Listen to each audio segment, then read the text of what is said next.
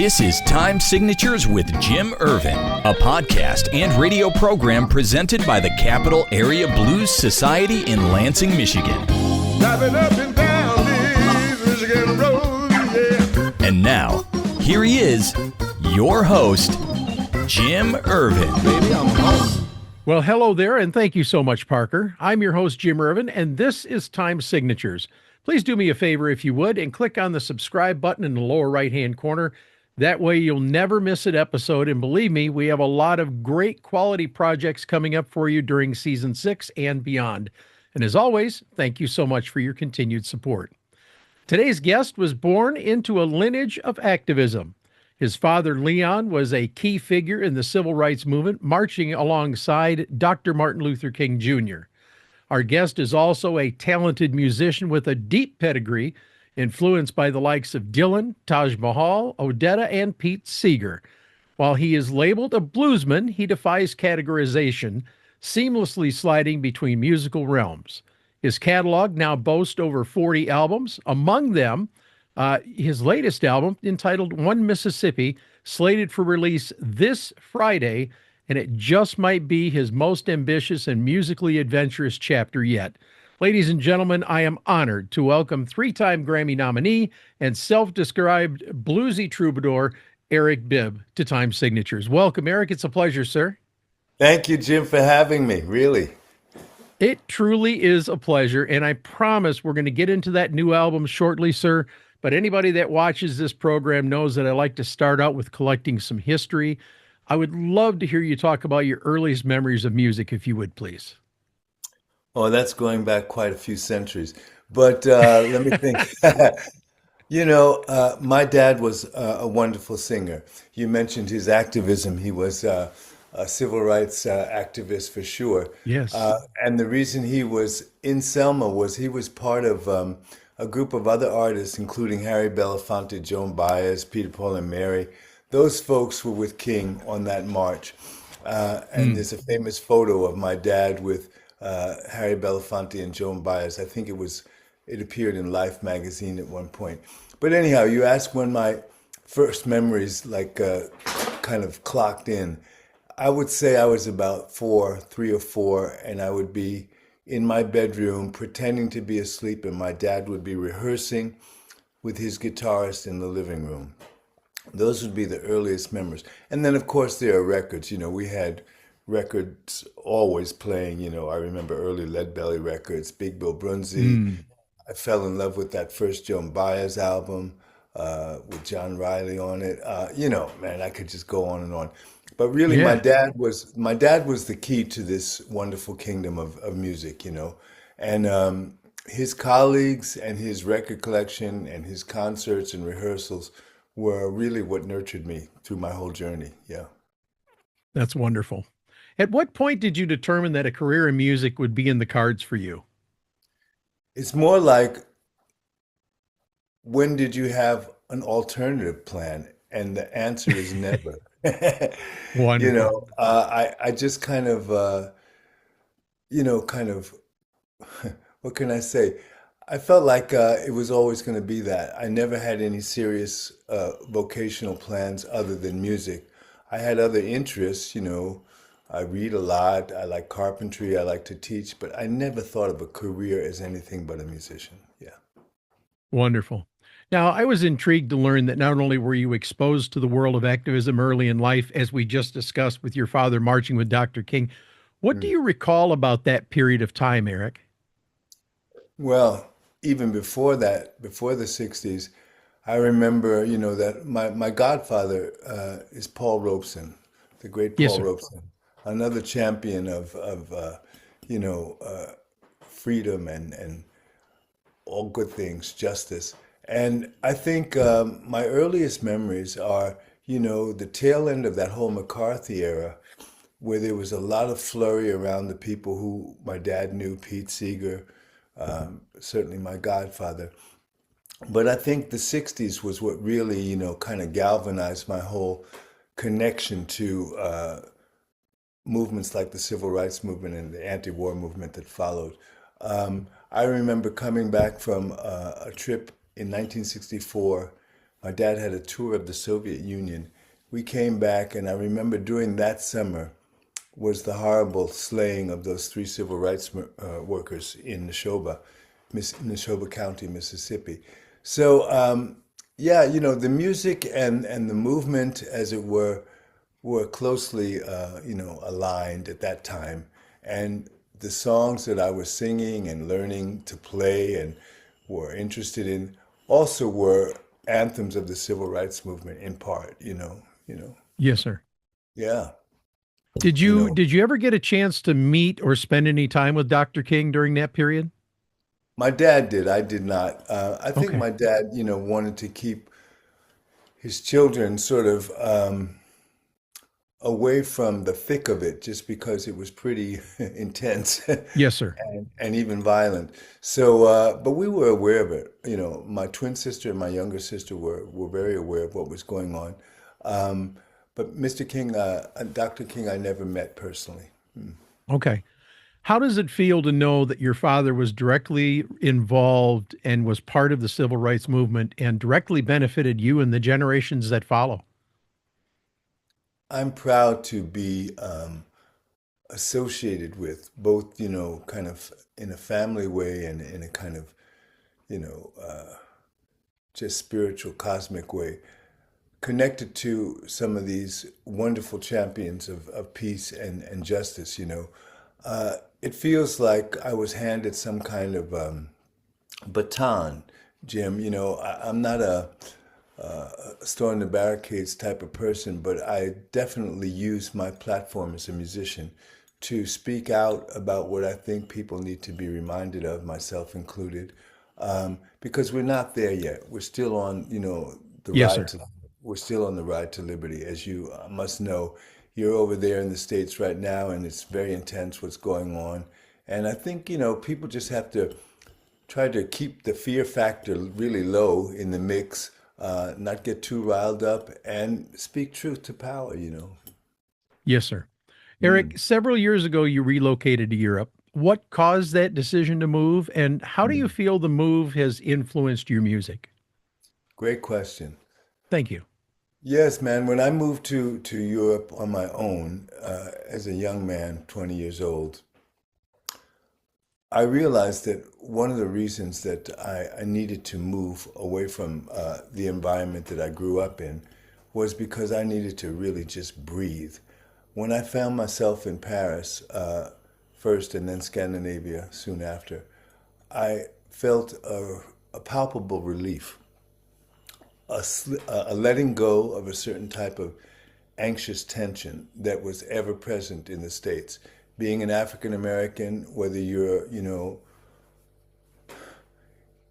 living in elite circles, like basically my upbringing was, amongst a community of artists and intellectuals, and I was protected from perhaps some of the most blatant, racism on the streets, but not immune, and certainly had my share of incidents that made me feel like America was not really my home. That's the truth of it.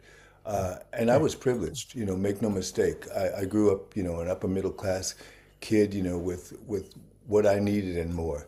So when I came to Europe, I just felt viscerally this release of tension, and how it affected my music is something that I could probably go on about for a long time. But not only was I influenced by music that I heard here in Scandinavia from Scandinavia, but from parts of the world, Africa, Latin America.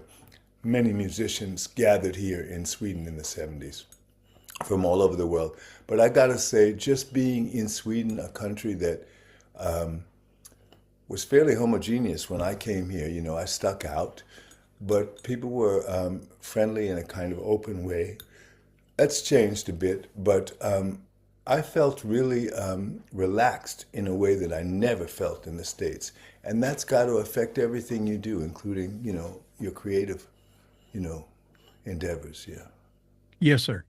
Mm. It seems that today, like we haven't seen in probably 30 or 40 years, The world of music, regardless of genre, seems to be lending itself more to the themes related to activism and social conscience. Few examples that come to mind in the blues genre include Toronzo Cannon's Shut Up and Play, Bobby Hmm. Rush's 40 Acres, Billy Branch's Begging for Change, and Buddy Guy's I Don't Forget. These are just but a few of the examples, and I know that there's many more out there. Yes. How does that make you feel personally to see this climate of activism in today's music? I'm encouraged. I've always felt that, the best of what we know of blues, and I'm thinking of older recordings from the 20s and 30s, Hmm. those wonderful, wonderful, iconic recordings were contemporary. They were from their time, and they were talking about the lyrics of these tunes were often talking about what was going on, current events. And I think that's one of the beauties of blues as a language. It describes everyday life as it's happening Yes, sir. in real time. I want to continue that tradition. I don't want to be a museum curator. I think there's wonderful recordings that we should revere for all time. But learning how to play them is a challenge because some of those geniuses were way beyond what's going on today. But I'm thinking of people like Blind Blake or Robert Johnson, whoever. But the point is that the blues was at its best current, and to be at its best now, it needs to be current. It needs to be up to date, not just a throwback to another era. So I like Yes. to see original new tunes. I think the blues needs new material.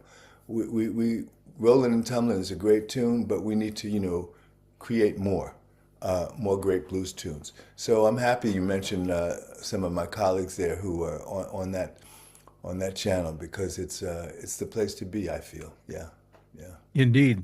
And I Now, think Eric, oh, maybe go I have ahead. Go something. ahead. Yeah, I was just going to say, if I may, I like to think that I have something to do with that trend um, because it's been part of my work for a while, and I think I'm admired and respected by many of my colleagues happily. So I like to think Indeed. that they're all contributing to a new wave of a blues renaissance. Yeah. Absolutely. Eric, as we teased earlier in the episode, your music truly defies genre as you float effortlessly between blues, folk, Americana, and others.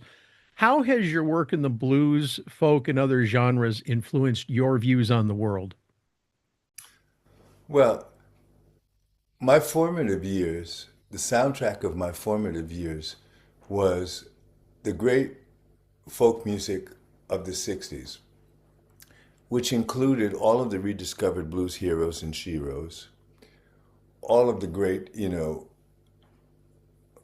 other side of the tracks, Americana musicians. I grew up in the middle of folk festivals, concerts at Carnegie Hall and Town Hall.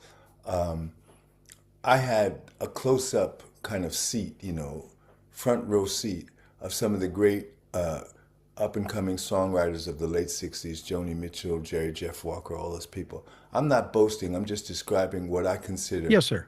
a really enchanted childhood and upbringing Yes, when sir. it comes to the music that we're talking about. So for me, I grew up in a time when blues, for example, particularly the country blues that we love so much, was a part of that whole folk revival. I saw Son House live Man. at Newport. Son House, okay? Yeah, So buddy. what can I tell you, Jim? I've had it so good. It would be a shame if I'd been exposed to all that and wasn't in a position to pass some of it on. So I'm happy to be in the position I am. Yes, sir. According to an interview I read in preparation for this chat, you credit your father, Leon, with allowing you to meet many influential musicians, as you just talked about early in life. Of these meetings, what was the best advice that you received and from whom? Well, there's a famous story that I've been able to tell over and over and over again, and I wish I could thank Bob Tillen for giving me the opportunity to spread a story that happened. I was 11 years old. My dad had a party for his colleagues, and way late, after 11, 12 o'clock on a December night, snowy. Bob Dylan, 22 years old, was in my living room, Wow. chatting to people. And I came down in my robe and my pajamas, and I went right up to him and I said, "Hey, my name's Eric. I play guitar too." And we had a conversation. And he told me what I remember specifically was keep it simple. Forget all that fancy stuff. That was his advice to a young guitarist who was in the middle of this very potentially very commercial folk revival, and I think he was already bridling against the slickness of it. He was Woody Guthrie's protege, so he didn't want strings on his session, Right, you know, right. So that was good advice, and because I remember it, and because I've lived a few years, since I received that advice, I understand how, basically how, solid that advice is. He was promiscuous. He knew a lot at a very young age. He was twice my age, but he was already a pretty wise man. Yeah. Yes. So I want to flip this around. We've got a lot of the next generation of the blues coming up. Among those, Sean McDonald. I don't know if you've heard his music, but wow, No. I'm blown away. Hal Davenport, Young Rel as they call him, Right. John Kingfish, of Tavius. course, John John Tavius Tavius. Willis. The Yes. list just goes on and on. Yes. Yes. I Happily. think I think I think the blues is in pretty damn good shape for the future, don't you? I reckon. You're right. And I don't know. I've been touring all over the world for the last Yes, sir. 3 decades. I've been to the States recently. Last April, May, I went to the Heritage Festival in New Orleans. But what I can say is, having toured a lot over here in Europe and Australia, the scene is bubbling. It's really happening in terms of bodies on seats for shows. It's really happening in terms of people studying this music and going deeper into it. The accessibility of all of our wonderful, iconic recordings makes it possible for a young Swedish kid here, age 16, to start playing, Blind Boy Fuller, and, it's wonderful. It's a great thing. Yeah. What kind of response are you seeing from the younger generation over there? Are you starting to see some younger blues musicians coming up in those European countries as well? Absolutely. Absolutely. No question about it. Beautiful. I think, as we go forward into the realm of AI and all that, we're going to see more and more young people taking an about face and actually delving into music that was recorded 100 years ago and learning that language, because it's a fantastic skill to be able to play and sing at the same time and syncopate. And, whatever AI is up to, it's never going to equal that.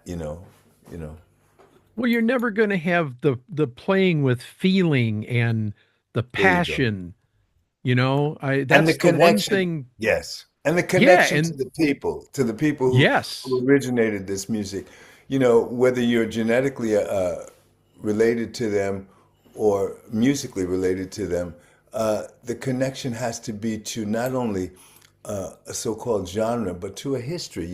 This is what I like to stress. I like to tell people, do you really love this music? I know you do, because I can recognize it. I advise you to get to know the people from which this music, sprung from. Get to know the history. Read, because if you connect the culture and the history to the music, the experience is mind-blowing. You really realize how powerful as a survival tool, as a universal call to, get together, this music is. Blues has a lot to do with bringing a lot of people together. Yeah, Yeah, yeah, that's a yeah, it fact. really does. And Yeah, I've been sent down the rabbit hole by a few of my friends. Earl Thomas, I'm sure I I familiar know with Earl. Earl. Yes, I know Earl. His passion about the foundational history of the blues, Yes. and he's been sending me down the rabbit hole. And I've got the autobiography of Jane Pittman sitting over there on my bookshelf. I've Right. got some other books that were referred to me by him, and I'm going down that rabbit hole. And I agree with you. I think it's Mhm. very important, not just for the musicians, but if you're going to be a part of the blues in any fashion, and I've gotten into the historical side of it, being, more of a historian and collecting these stories from people like yourself. I feel like I need to have a foundational Yeah, understanding of the blues to be able to indeed. talk about it. So, Yes, Eric, and yeah, tell me. go ahead, sir. No, I was just going to say, fortunately, the amount of material available now online, rediscovered film stuff, recordings, but great books, great biographies of our heroes and sheroes are coming forth, and it's a wonderful time to be into this music, you know. I'm going through the Lomax recordings too, and I'm piecing some stuff together that I've captured on that. And Hmm. there's a lot of really cool interviews that he did with people. Indeed, Um, indeed, I including hope Blind that Willie my work, McTell. oh yeah, I hope that my work rises to that level someday to be able to bring these stories like that and have them preserved. But let me ask you a question, Eric. For the younger generation out there that might be considering getting involved in the blues, what advice would you offer to them as they launch into this world? Well, two things really. One, I would say, as blues is a language, you either grew up speaking it or singing it because you grew up in an area where that culture was, happening. You grew up either in Mississippi or the South where the community still held on to that music and your people spoke that language and sang those songs or sang in that way. But if you didn't, and many of us who play this music today don't come from the cradle of the blues geographically, so it's a language that you have to learn, like any language. And you either learn it like as a child because it's all around you, or you learn it because you apply yourself to it, like you would learn to speak French or something. It means that you have to listen to it. It means that you can never get enough of hearing the masters, the old masters of this music. That's a great foundation, and there's no excuse for not accessing this music and listening to it a lot. I mean, a lot of listening hours is what you're going to need if you want to really integrate a language that you were not born into. But then again, after you've really kind of exposed yourself to the details of it and the nuances of it in a big way, you need to make it your own. And the way to make it your own is to basically begin telling your own stories in your own voice, not pretending to be Son House, but finding your own natural voice and use. Amen. This is what it's all about. And blues, if anything, is truthful and authentic in that truthful way.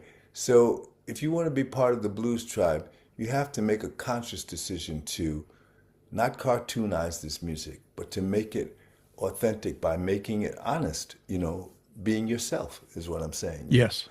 And we can be influenced by all number of people, and we have a period of a journeyman's period of imitating and trying to sound like somebody else. But sooner or later, you got to emerge from all of that and find your own voice. Yeah.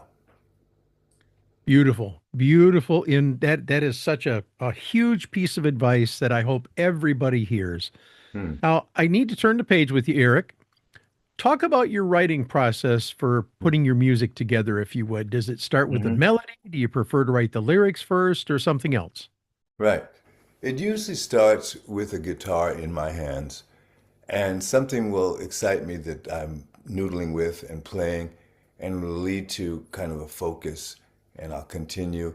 And then I'll say, well, this is obviously something that's going to turn into a song or could turn into a song. And then either something spontaneously will occur to me as a lyric idea, or I'll consult my notebook where I jot down stuff and I'll realize that I have the beginning of an idea for a song, a title or whatever, and I'll try to apply that to whatever has just come into my fingers. And sometimes it clicks, and sometimes the process is very quick. What's really nice is to have a fairly clear idea about what a song is about, and hopefully a catchy title or refrain phrase, a chorus phrase. If you got that far, a great story to tell and a great line, you're off and running, You're off and running. It almost writes itself, at best. Indeed. Yeah, that's a wonderful feeling when you start to feel like, oh man, I'm getting my muse is waking up and they're checking in and they're sending me, ideas. It's a wonderful feeling. All right, man. The new album is entitled One Mississippi. 13 original songs co-written with Grammy-nominated producer Glenn Scott, all of which follow your tradition of speaking your mind musically. It combines classic roots, soul, and Americana as only you can. Talk about the process of putting this one together, would you please? A pleasure. This album came together really in the wake of an experience I had being part of a tribute concert to my old high school classmate Janice Ian. The great songwriter, guitar singer Janice Ian was a student at the High School of Music and Art, as I was, and we were classmates. She disappeared from class fairly early because she already was, touring at age 16. We were all very impressed by hearing Janice on the radio, and here's this little girl with this big Martin guitar making all this sophisticated music, playing so fluidly and singing such important stuff. And she was already a fine composer at age 16. She wrote a song called One Mississippi with a co-writer named Fred Koller. She may have written that during her Nashville period when she was there. In any case, she was putting together a concert of selected artists who would perform her songs because she was no longer able to perform herself. Vocally, something happened. She was not able to sing. So she put together a concert in Dublin, a big concert with some wonderful artists, and she included myself and my wife Ulrika. And Oh, wow. we were trolling. Yeah, it was an amazing experience. It was at Tradfest in Dublin a couple of years ago. Anyhow, I was trolling through her back catalog, and I came across this song, and it stuck out, One Mississippi, just the word Mississippi, and it turned out to be a kind of bluesy tune. And I thought, oh, that's what I'll do. I'll do this song. And I learned it. I kind of made it, into my own version of the song and performed it in Dublin. And the response was so exciting, I decided I had to record this song. I recorded it, sent it to Glenn. We talked about how we wanted to flesh it out. And then we realized that, with a title like One Mississippi, the word conjures up so many images and sounds. We felt like this is a perfect album title. And I had songs already kind of slated for this album that had to do with Mississippi in some way, The last song to come on board was the song called Muddy Waters, and I felt like that was kind of the cherry on the cake because for me, Muddy just epitomizes, the Delta blues. But Yes, sir. I wanted songs that were finger popping, that you could dance to, but that would also inform you about certain things historically that I felt would be interesting and that would fill in some of the gaps because these days, the historical record is being censored and deleted, so I figured I'd write some historically based songs as well, Yeah. Very cool. How do you feel this album has lent itself to your development as a musician, Eric? It's a good question. Thank you. Because it's the most ambitious album in some ways that Glenn and I have collaborated on. Ambitious in the sense that we spared, nothing. We broke the bank to get the people who we wanted to participate with us. We made videos. We promoted this album in a way that we've never done previously in terms of the global, spread. It's funny, you make good music and you hope that the world is paying attention and that it'll get noticed, it'll get reviewed. But at the end of the day, there's a lot that you're dealing with in terms of vying for time, media time. A lot of people are putting out good music. So Indeed. you really do have to put some serious effort and money behind something if you want it to really get the attention of a lot of people. And we've done that with this album, and I've seen the response. I think it's my best work, and I'm proud of much of what I've done with Glenn. Much of what I've done and all of what I've done with Glenn is work that I'm proud of. But this is something to do with my age, and where I've come to in my own journey. I've kind of distilled a couple of key things that I want to share, and I think I do it with some confidence now that has reached a new level. I'll just put it on that level. Indeed. Any plans for a tour in the U.S. or abroad or both for this album? Well, this album for the moment is slated for a huge tour in the UK, all of those countries that they call the United Kingdom and Ireland Okay. included, in March and April. And then April, May, we're off to Australia for a big tour, Oh, nice. Yeah, I've been there many times and I have a big fan base there, and I'm really eager to share this album, globally. And we'll see, I've got a big gig in Paris in February, and I have no immediate plans for the States, but we'll see how that pans out. Yeah. Yeah, when you get down to Australia, make sure you run into Sean Binley down there. I absolutely loves your music. I'm sure you know he Okay. plays it regularly. Yes, I will. Thank you. I'll make a note of that, Sean Binley. Yes. I'm going to tell him you're coming too, man. Do that. Do that. That's cool. That's Do cool. that. All right, Eric, let's get to the most important question of the day. Mhm. Where can we send people to learn more about you and your music? Maybe they can get a copy of your CDs, your merchandise, or book Yes. you for a gig. EricBibb.com. That's it. Short, sweet, and to the point. You'll find it. You'll find all you need to know. The new record is going to be released Friday. very shortly, as you Yeah, mentioned. Yes. Friday. And I'm looking for people to just, get on board with it because I'm really happy about it.